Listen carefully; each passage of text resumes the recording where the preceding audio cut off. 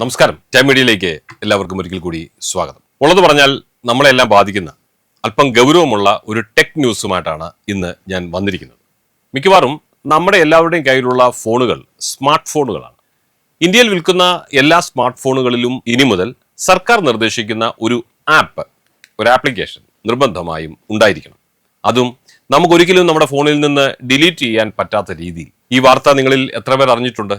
സഞ്ചാർ സാത്തി എന്നാണ് ഈ ആപ്പിന്റെ പേര്. എന്താണ് ഈ പുതിയ ഉത്തരവ് കൊണ്ട് അർത്ഥമാക്കുന്നത്? ആപ്പിൾ കമ്പനി എന്ന് പറയുന്ന മൊബൈൽ ഭീമന്മാർ ഇതിനോട് സഹകരിക്കുമോ? ഈ ആപ്പ് നമ്മുടെ സ്വകാര്യതയെ, പ്രൈവസിയെ എങ്ങനെ ബാധിക്കും? 90 ദിവസത്തിനുള്ളിൽ എന്താണ് മൊബൈൽ ലോകത്ത് സംഭവിക്കാൻ പോകുന്നത്? ഈ വീഡിയോയിൽ നമുക്ക് ഇതെല്ലാം ഒന്ന് വിശദമായിട്ട് പരിശോധിക്കാം. എന്താണ് പുതിയ ഉത്തരവ്? ഗവൺമെന്റിന്റെ പുതിയ ഓർഡർ എന്താണെന്ന് നോക്കാം. കേന്ദ്ര ടെലികമ്മ്യൂണിക്കേഷൻ വകുപ്പ് സ്മാർട്ട് ഫോൺ കമ്പനികൾക്ക് നൽകിയ നിർദ്ദേശം വളരെ കർശനമാണ്. 2025 നവംബർ 28 പുറത്തിറക്കിയ ഉത്തരവ് പ്രകാരം ഇന്ത്യയിൽ നിർമ്മിക്കുന്നതോ വിൽക്കുന്നതോ ആയ എല്ലാ മൊബൈൽ ഫോണുകളിലും സഞ്ചാർ സാത്തി ആപ്പ് നിർബന്ധമായും പ്രീ ഇൻസ്റ്റാൾ ചെയ്തിരിക്കണം. ഇവിടെ 2 കാര്യങ്ങളാണ് നമ്മൾ ശ്രദ്ധിക്കേണ്ടത്. ഈ ആപ്പ് നീക്കം ചെയ്യാൻ കഴിയില്ല, അൺഡിലീറ്റബിൾ ആണ്. നമ്മൾ ഫോൺ വാങ്ങുമ്പോൾ കിട്ടുന്ന ചില ആപ്പുകൾ കളയാൻ പറ്റത്തില്ല. നിങ്ങൾ ശ്രമിച്ചിട്ടില്ലേ? ചില ആപ്പുകൾ നിങ്ങൾക്ക് ആവശ്യമില്ല, എന്നാൽ അത് കളഞ്ഞേക്കാമെന്നോർത്ത് ഡിലീറ്റ് ചെയ്തിട്ട് അത് പോകാറില്ല. അതുപോലെ ഈ ആപ്പ് അൺഇൻസ്റ്റാൾ ചെയ്യാൻ സാധിക്കില്ല. ഈ മാറ്റങ്ങൾ വരുത്താൻ കമ്പനികൾക്ക് സർക്കാർ നൽകിയിരിക്കുന്നത് വെറും 90 ദിവസം മാത്രമാണ്. അതായത് അടുത്ത 3 മാസത്തിനുള്ളിൽ വരുന്ന പുതിയ ഫോണുകളിൽ ഇത് കണ്ടു തുടങ്ങും. ഇനി കടകളിൽ ഇരിക്കുന്ന പഴയ ഫോണുകളുടെ കാര്യമാണെങ്കിലോ, സോഫ്റ്റ്വെയർ അപ്ഡേറ്റിലൂടെ ഈ ആപ്പ് അവരിലേക്കും എത്തിക്കാനാണ് നിർദ്ദേശം നൽകിയിരിക്കുന്നത്. യഥാർത്ഥത്തിൽ ഇതൊരു നല്ല കാര്യത്തിനാണോ? അതെ, ഉദ്ദേശം നല്ലതാണ്. സൈബർ തട്ടിപ്പുകളും ഫോൺ മോഷണങ്ങളും തടയുക എന്നതാണ് ഇതിന്റെ പ്രധാന ലക്ഷ്യം.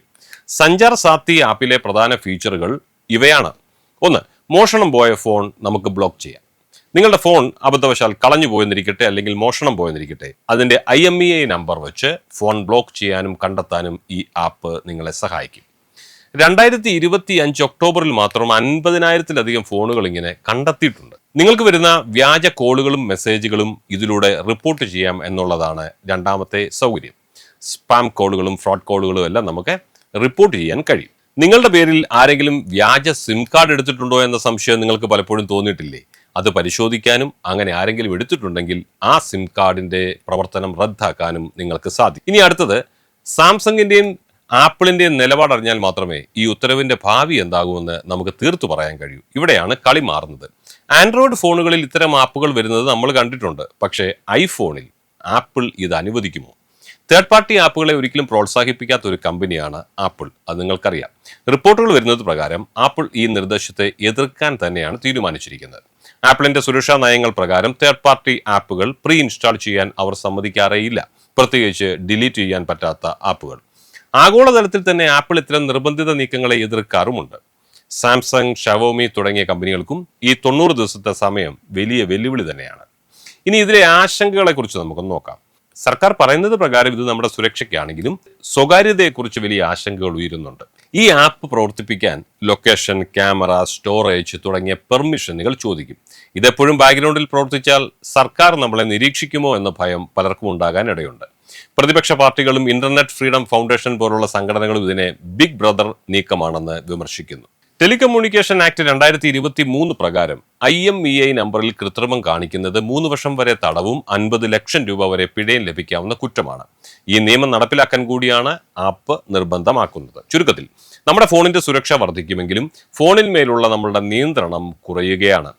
ആപ്പിൾ സർക്കാർ നിർദ്ദേശത്തിന് വഴങ്ങുമോ അതോ ഇന്ത്യയിൽ നിന്ന് പിന്മാറുമോ എന്ന് കണ്ടറിയണം. നിങ്ങൾ എന്ത് കരുതുന്നു? ഈ ആപ്പ് നിർബന്ധമാക്കുന്നത് നല്ലതാണോ അതോ നമ്മുടെ സ്വകാര്യതയിലേക്കുള്ള കടന്നുകയറ്റമാണോ ഈ ആപ്പ്? നിങ്ങളുടെ അഭിപ്രായങ്ങൾ താഴെ കമന്റ് ചെയ്യൂ. വീഡിയോ ഇഷ്ടമായെങ്കിൽ ലൈക്ക് ചെയ്യാനും ഷെയർ ചെയ്യാനും മറക്കരുത്. മറ്റൊരു ടെക് വീഡിയോയുമായി വീണ്ടും കാണാം. നമസ്കാരം.